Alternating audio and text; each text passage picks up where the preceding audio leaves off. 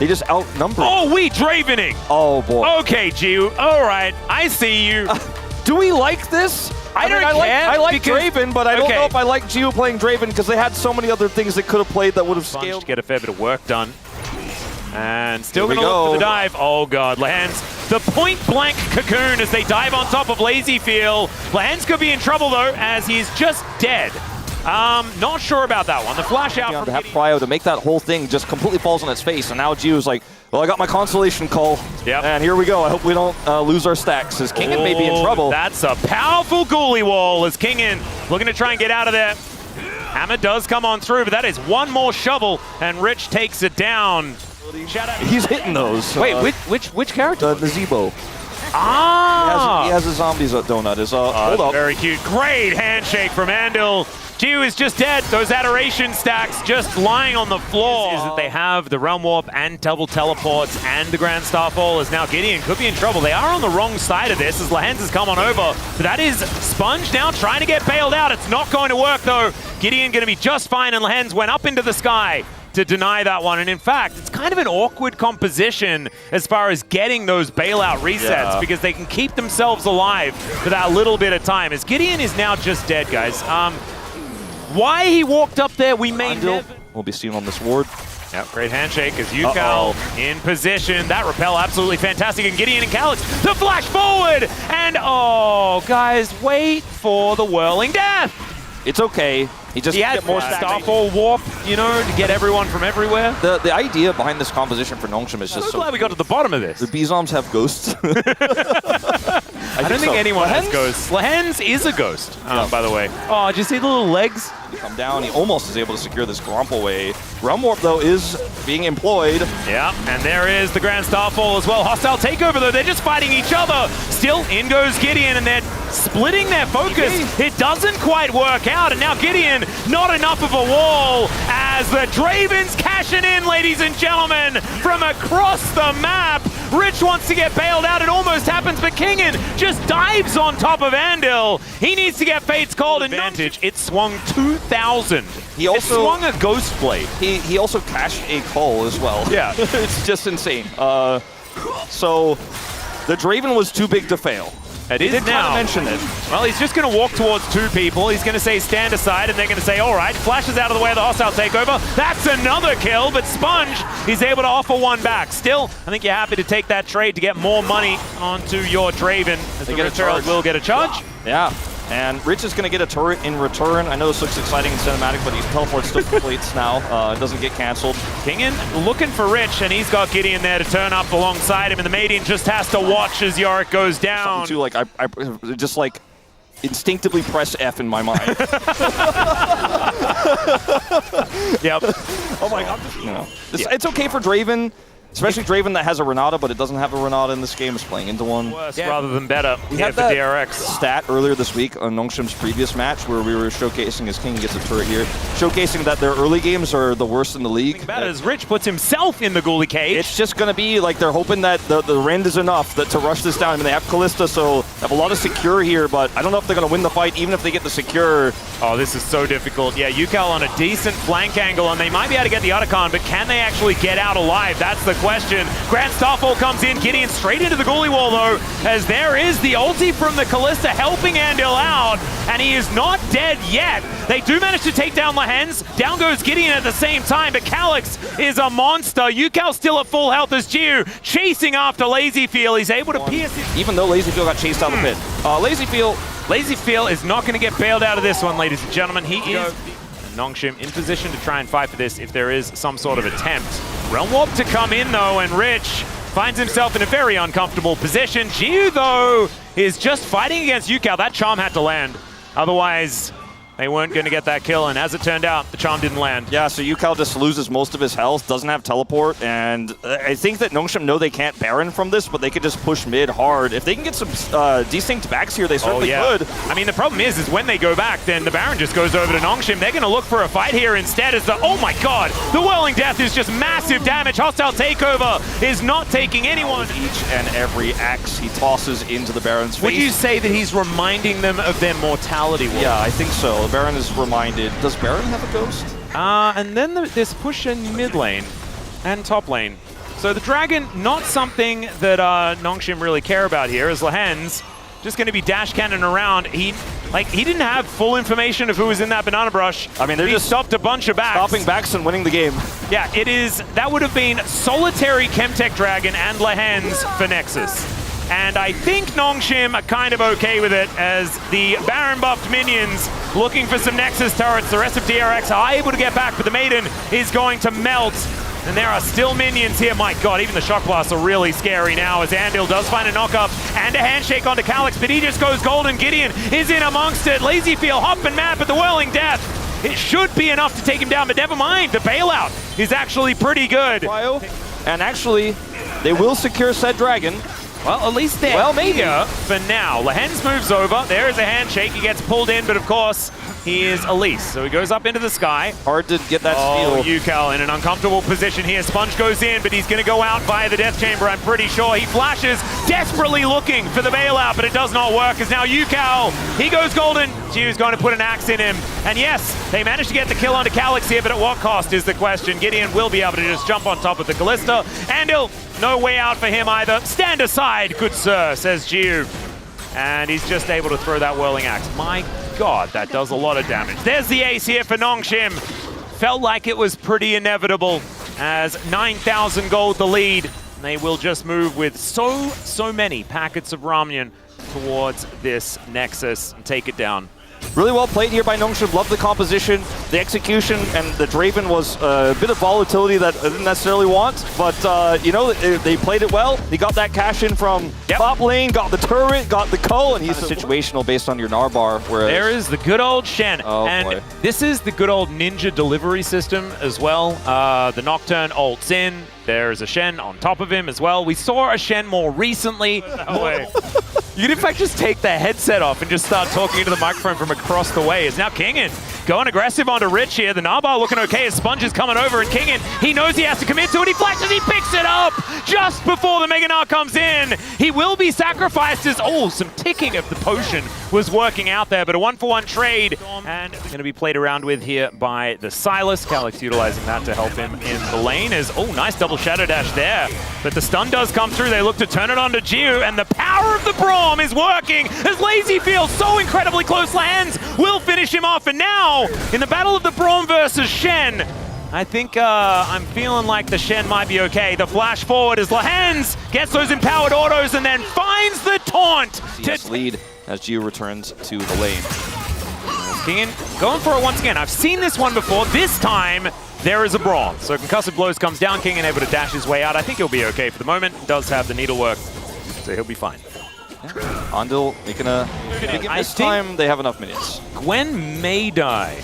No song. Gentlemen, as he does go into his little mist and then slams into the wall. And there is Lahen. Stand United comes on through. I believe Andil is going to die, and there's another kill towards the bottom side as well. Man, this observing is so incredibly good. It was Elise, it was Shen, and it was Singed. I mean, like they were the champs that he'd played. Kingen is just trying to run around with these scissors. Calyx, oh no, they are both dead, aren't they? Andil going to be the first one to go down as Calyx, with a Gnar picked up, finds a chain, and there is the paranoia. I do not think this Poppy is making it out. As Gideon, does he have it? The answer is he doesn't need it. As Sponge elects to get rid of the Gwen. Gideon down relatively low as Lahen's just fighting against LazyFeel. 40 CS behind Jiu because I feel like it's a deja vu for what happened last game. It didn't end up being as disastrous for Nongshim. That demolished just scared me. He just kind of gets money. There's so many Gnars! So many Gnars! As another Stand United, another Shadow Dash, and another death for Rich. I guess I'll go up here and I'll harass Rich until it's ready. Then I'll help you guys get the dragon later. Just hold on a second. Well, there is the Taunt Flash, and that should be a dead Rich. Lahen's goes down, but he loves dying, guys. That's exactly what the Lahen's would love to ult in and fight. Yeah, not going to be happening this time around as, tries to sacrifice for the cannon. Everywhere. And Kingen will now get the full turret. So that's there first turret as well, and feats of strength over. This is illegal. It's not allowed. I don't think they will allow it. Well, they are going to get it down very, very low, as Nongshim not able to deny that one. Still looking for a potential fight, but instead, they'll just say, No, solo laners get into these solo lanes, take down these structures, Very and kind. just get gold. Yeah, very kind of Nongshim, but they still get money. As you say, it was not just a freebie, as this will not secure the mid turret on its own, but they do have a wave crashing through it. This is a scary timing. Paranoia comes on forward there as the stands united. There's a nice taunt. Gideon will be taken down. They do get rid of Andil as now Sponge trying to get himself away. He will successfully do so as the Arcane Storm is down. Lahens is in a bit of trouble, shields himself, but it's a double for Yukal. And Kingin, can you stop this onslaught from the Victor? That's the question. As Rich is on the top side, he's going to get a turret. This game may have been eulogized a little early. There also is Poppy and Braum, which can really make things difficult. Gwen is going to make things difficult as well, especially when carrying a Shen. And so that is once again Andil dead. 5 item for Victor, so this is a little bit awkward, but they do have Prio, and I think that makes up for it in this situation. Maybe we see a give, but nope. Yeah, here we go. Once more. Gideon, though, just going to get separated and eliminated. I don't know about that, Paranoia. That wasn't fantastic, but the Keeper's Verdict is now on cooldown. Nongshim still looking for a fight here. As Yukal, he needs to be the target. He just does so much damage if left unattended. Chains of Corruption go down as there's the flash in, and Rich just explodes once again, denied. And Lahens, he will fall. Lazyfield goes in, and then Calyx slammed into a wall, and Lazyfield from over the other side is able to hit freely. Sponge now in potentially a little bit of trouble, but Jiu trying to fight back, and Lazyfield's just shooting one after the other. He'll take him down, no fear on this Vietnamese player. And DRX are back in a big way. Dropping the ball in a big way, though. I mean, when I tossed you the play-by-play on that, I sounded confused because I thought, well, I guess they're just going to give it up. You know, they're not in position to fight for this. Look at the prio. Look at the situation. When Gideon decides to ult, look at where his team is. So far away. You're playing into a Poppy. You've mentioned this countless times in this game, and now you're in a situation. So it means way less. Like you're saying, is here's a Nocturne ult. Yep, there's another Paranoia as Keeper's Verdict just going to get rid of Calyx. There is a Shen delivery, but Yukal stands his ground. Gideon just fighting against Sponge. Yukal trying to get himself out of there as Gwen is immune, kinda, because now she's inside this circle with Lazyfield and Andil. Lazyfield kites it out, gets over the wall. The culling now doing damage to Gio at the same time. Sponge taken low, but he's a Poppy. He doesn't care, and Calyx just surrounded by DRX. Fight after fight, DRX are doing it, and they're finding the angles. Rich finds Meganar finally in this game. Will be able to take down Gio. That's a clean ace, ladies and gentlemen. I think that might just be the end of the game. I mean, it's obviously going to continue, but this is so much gained here for DRX on this fight after another overextension. They were using their globals in the early game so well. But in moments like this, part of the power and the impact of globals is that it allows you to take more players from further away and win the numbers game. But forcing fights into a 2v2 where you don't even have that numbers game, playing into a Poppy, and then rotating everybody else in where you're still not in position to take this fight as Rich shows up as well. Lazyfield plays this so well. This is what we're talking about with this guy. Sometimes a weak landing phase, but positioning and clutch in team fights he has in spades. But DRX just outplay it here, and Nongshim kind of just repeatedly ramming their heads into a brick wall, forcing these Nocturne ultimates. The Paranoia not giving them the advantage they needed to win this one. They got outplayed again. Well, they might be getting outplayed right now, as Kingin looking to snip on towards Rich. The Wallop not really doing too much there as Yukal and Sponge, they'll turn up, and Rich just hopping away. This is looking like tilt, ladies and gentlemen, as Nongshim circling the DRX Nongshim, as Calyx could be in a little bit of trouble here, as Silas has not looked fantastic, even though he has picked up a couple of kills, just hasn't found a lot of value in these more recent fights. It's so hard when you start to fall behind in this Braum, you know? Braum you're dealing with a Poppy, you just don't have as much agency as you once did. And now Victor has, you know, the extra money to have an arm guard on top of his 2-item spike with the Leandri's completed. He already was doing a lot of damage in extended fights, but now he does a ton. Yeah. And he has that added safety. And, like, look at the support ultimate, or the support items. Okay, hold on. Oh, okay. If at first you don't succeed, just go again, as Gravity Well doing a whole lot of work. There is that arm guard that you were talking about, Wolf. You probably should have said that in the comms for Nongshim, though, because Yukal's still kiting this one out. That's another kill. And they, like, every time they engage onto Yukal, every time Yukal makes them all dead.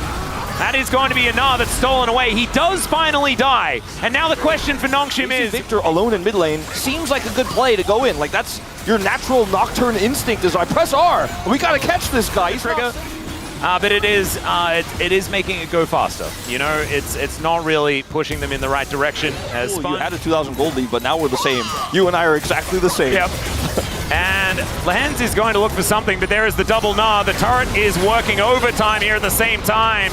As they do manage to take it down, Rich might be in trouble as well. Some needlework coming on in. A great wallop. The way! He doesn't find it. Over the wall he goes as Kingin will be able to lock that one up. But as you can see, on the other side of the rift, ladies and gentlemen, there is a base that is in shambles. So Rich and an inner turret in trade for everything. Yeah, Rich is, let's say, in top diff in all chat. I reckon that is probably the case. Gideon will be able to use the spell shield this time around on the Keeper's Verdict. Kingin gets back to base, but he's going to see that it is all on fire. Kingin goes golden, but there is no one to help him out. Great interruption there as he tries to dash away, but Andal, like, after those first 5 deaths, he's like, nah, now we lock in. And he absolutely did. Nexus turret's now on the floor. Jiu pushing really far forward. LazyField once again on the cusp of death, but that's where he likes it, ladies and gentlemen.